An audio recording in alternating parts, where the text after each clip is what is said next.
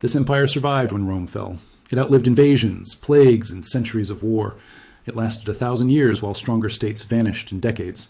But survival itself poisoned its economy. Every year it stayed alive. It spent more just to remain standing. Every victory cost more than the last defeat. Gold flowed outward faster than enemies could march inward. This empire didn't collapse because it was weak. It collapsed because staying alive kept getting more expensive and the bill was never paid up front. To understand how survival became a financial trap, you first have to understand what Byzantium actually was. The Byzantine Empire was not a successor to Rome. It was Rome. When the Western Roman Empire collapsed under invasions and internal decay, the eastern half remained intact. Its capital was Constantinople, a city positioned like a lock between continents, Europe on one side, Asia on the other. Whoever controlled it controlled trade, movement, and money. Byzantium inherited Rome's bureaucracy, its laws, its armies, and most importantly, its economic obligations. Roads still needed maintenance. Soldiers still needed pay. Borders still needed guarding. The difference was that Byzantium was now doing this alone. For centuries it worked. The empire ran on one of the most stable currencies the medieval world had ever seen, the gold solidus. Merchants trusted it. Armies accepted it. Trade flowed through Constantinople because people believed the coin would still be worth something tomorrow. Byzantium sat at the center of global trade routes. Spices, silk, grain, silver, all of it passed through imperial hands. On paper, this should have made the empire untouchably rich. But what Byzantium truly inherited from Rome wasn't glory or prestige. It inherited Rome's bills, and unlike Rome, it couldn't afford to ignore them. From the moment the Western Empire fell, Byzantium existed in a permanent state of threat. There was no safe frontier, no natural border that stayed secure for long. Enemies shifted constantly. Persians, Avars, Arabs, Bulgars, Normans. Each generation brought a new name, but the pressure never stopped. Byzantium adapted by turning survival into policy. Instead of meeting every threat with full-scale war, the empire learned to manage danger. If an enemy could be delayed, redirected, or neutralized with gold instead of blood, that option was often chosen. Subsidies were paid to hostile tribes to keep them away from imperial borders. Bribes were sent to rival leaders to fight someone else instead. Diplomacy became a financial tool, and money replaced manpower wherever possible. In the short term, this was rational. Raising armies was expensive. Losing wars was catastrophic. Paying an enemy once seemed cheaper than fighting them forever. But this strategy slowly rewired the empire's economy. Survival was no longer about winning wars decisively. It was about extending existence year by year. The state began budgeting not for peace or expansion, but for delay. Every crisis was handled just well enough to survive the present moment. Gold left the treasury not as an investment, but as a recurring expense. Enemies learned that pressure produced payment. Borders became negotiating tables. War didn't disappear. It became something Byzantium rented time away from. Paying enemies really was cheaper than fighting them. At first, even when Byzantium avoided war, it could never avoid the cost of preparing for one. The empire couldn't afford to disband its army because threats didn't arrive on schedule. Soldiers had to be paid in peacetime, fed in winter, and equipped whether or not fighting happened. Survival demanded constant readiness. Early on, Byzantine armies relied heavily on citizen soldiers and land grants in exchange for service. Over time, this system eroded. Population decline, rural flight, and economic strain made it harder to draw soldiers from within the empire. The solution was simple and expensive. Hire outsiders. Mercenaries filled the ranks. Normans, Turks, Slavs, steppe warriors, men who fought for pay, not loyalty. They demanded higher wages, cash up front, and bonuses for risk. If payment stopped, so did allegiance. The army became a financial instrument, not a civic institution. Military spending stopped being seasonal, became permanent. Fortresses required maintenance, garrisons required wages. Navies required crews even when they never sailed.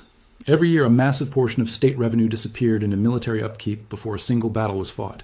When emergencies hit, the costs spiked instantly. New taxes were imposed, payments were delayed, promises replaced coin. Each crisis pushed the treasury closer to exhaustion. Byzantium didn't fight wars occasionally, it paid for war every single day. To keep money flowing into the treasury, the state turned inward. Taxation became heavier, broader, and more aggressive, especially on the people least able to resist it. Farmers, small landholders, and rural communities carried the weight of imperial survival. Taxes were assessed not just on what people earned, but on what the state expected them to earn. When harvests failed or raids destroyed villages, taxes often remained the same. If a peasant couldn't pay, the obligation didn't vanish. It transferred. Neighbors were held responsible. Entire communities were punished for individual shortfalls. To extract revenue efficiently, Byzantium relied on tax farming. Officials paid the state a fixed amount for the right to collect taxes in a region. then squeezed as much as possible from the population to turn a profit. Abuse wasn't a side effect. It was the system working as designed. Over time, farmers abandoned their land. Some fled to cities. Others placed themselves under the protection of large estates or monasteries that could shield them from tax collectors. Fields went uncultivated. Production dropped. The irony was brutal. The harder the state taxed, the smaller the tax base became. Less food meant less trade. Less trade meant less revenue. But instead of easing pressure, the state doubled down, trying to extract the same income from fewer people. To fund survival, Byzantium taxed productivity out of existence. For centuries, the Byzantine gold solidus was trusted across the known world. Merchants didn't weigh it. Soldiers didn't question it. Its value was so reliable that entire trade networks were built around it. The trust was one of the empire's greatest economic weapons. But as expenses outpaced income, the treasury faced a problem that taxes alone couldn't solve. There simply wasn't enough gold. The state still needed to pay soldiers, bribe enemies, and fund administration, even when revenue fell short. So the solution wasn't announced, it was disguised. The coin remained the same size, the same design, the same imperial image, but slowly, almost invisibly, the gold content was reduced. More coins could be minted from the same amount of metal. On paper, nothing changed. In reality, each payment was worth slightly less than before. This wasn't an accident or a one-time emergency measure. It became policy. The empire printed stability while eroding it. Inflation didn't arrive as a shock. It crept in quietly, year by year. Soldiers noticed first. Their pay bought less food, but bonuses felt smaller. Loyalty weakened. Merchants followed. Prices adjusted upward. Foreign traders demanded more coin for the same goods or refused Byzantine currency altogether. The solidus, once unquestioned, was now inspected, weighed, and discounted. Trust, once broken, is expensive to rebuild. To compensate, the state had to pay more. Higher wages, larger bribes, greater subsidies, all using money that was now worth less. The gap between income and expense widened further. Byzantium didn't announce inflation. It hid it in the coin. As revenue shrank and costs exploded, the state tightened its grip on the economy. Free movement of goods felt dangerous when survival depended on guaranteed supply. So Byzantium chose control over flexibility. Key industries were monopolized. Grain, silk, weapons, and shipping were increasingly regulated by imperial authority. Prices were fixed. Merchants were ordered where to sell, what to sell, and sometimes at a loss. The army and capital took priority, and private trade became secondary to state needs. At first, this ensured short-term stability. Constantinople was fed. Soldiers were supplied. But the market reacted in predictable ways. Merchants withdrew. Traders rerouted goods through foreign ports. Risk outweighed reward. Why operate under price controls when profit could be made elsewhere? As legal trade declined, black markets expanded. Smuggling flourished. The state responded with harsher penalties and tighter enforcement, which only pushed commerce further underground. Each new regulation solved an immediate problem while shrinking long-term economic activity. Trade didn't disappear. It moved away. Routes shifted. Foreign cities grew richer, handling commerce Byzantium once controlled. The empire still sat at the crossroads of the world, but fewer goods passed through its hands. To control the economy, the state slowly killed it. Byzantium prided itself on diplomacy. It was famous for turning enemies into allies and rivals into buffers. But diplomacy wasn't just words and treaties. It was financed. Every agreement came with gifts. Every alliance had a price. Gold, silk, titles, marriages, annual payments. These weren't gestures of generosity. They were tools of survival. Paying one neighbor to fight another was often cheaper than deploying an army. Buying peace for a year felt like winning time. The problem was that these payments never ended. Once gold started flowing, stopping it invited invasion. Enemies learned the system quickly. Pressure the border, receive payment, break the treaty, renegotiate for more. Diplomacy became less about strategy and more about maintaining subscriptions to safety. There was no return on investment, no expansion, no lasting peace, just temporary relief bought with permanent expense. Each new enemy didn't replace the old one. It added another line item to the budget. The empire survived through negotiation, but negotiation slowly drained the very resources that made it possible. Diplomacy became a subscription, and Byzantium couldn't cancel it. By this point, the empire was trapped inside its own logic. Every response to danger created the conditions for the next crisis. There was no single breaking moment, just a system accelerating toward exhaustion. New threats demanded more spending, more soldiers, more mercenaries, more bribes. To pay for them, taxes increased and currency weakened. Higher taxes pushed farmers off the land. Debased coin reduced trust. Production fell. Trade shrank. With less revenue coming in, the state compensated the only way it could: extract more from what remained. That pressure created more instability, more revolts, and more vulnerability at the borders. Each problem justified the next expense. This wasn't mismanagement in the short term. Many of these choices were rational in isolation. Paying instead of fighting saved lives. Regulating trade ensured supply. Debasing currency avoided immediate collapse. But together they formed a loop that fed on itself.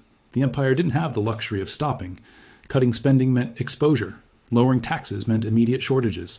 Restoring the currency required gold that no longer existed. Survival demanded continuity, even as continuity destroyed capacity. Every solution created the next problem. By the final centuries, the empire was still standing, but it was hollow. The machinery of state continued to function, yet almost everything it depended on was borrowed, delayed, or fragile. The treasury no longer planned for the future. It reacted to emergencies. Armies existed on paper, but relied heavily on foreign troops whose loyalty was conditional and temporary. Fortifications were maintained just well enough to delay disaster, not prevent it. Officials spent more time managing shortages than building strength. Every decision was about buying time. The state had become financially brittle. A single failed harvest, a single broken treaty, or a single missed payment could trigger cascading failure. There was no buffer left, no surplus, no margin for error. Where gold once flowed confidently through the empire, now it passed through nervously, weighed, discounted, and immediately spent. Revenue arrived already committed to debts, salaries, and obligations from the past. The future had been pre-sold for survival in the present. By the end, Byzantium still had walls, it still had laws, it still had an emperor. But it no longer had the economic strength that once made those things meaningful. The structure remained, but the energy that powered it was gone, drained year after year by the cost of simply continuing to exist. The Byzantine Empire didn't collapse in a single dramatic moment. There was no instant failure that explains everything. What destroyed it was endurance without recovery. Survival stretched too far for too long without rebuilding the foundation underneath it. For centuries, the empire made the correct short-term decision. It paid instead of fought. It regulated instead of risked chaos. It debased instead of defaulted. Each choice kept the state alive one more year, and each choice quietly raised the cost of the next year. Byzantium wasn't conquered by enemies alone. It was conquered by its own operating costs. By the time the final crises arrived, the empire had already spent its future defending its present. Survival is not free. And if an empire doesn't understand what survival actually costs, economically, socially, structurally, it will eventually pay everything it has just to remain standing a little longer. That is how the Byzantine Empire destroyed its own economy.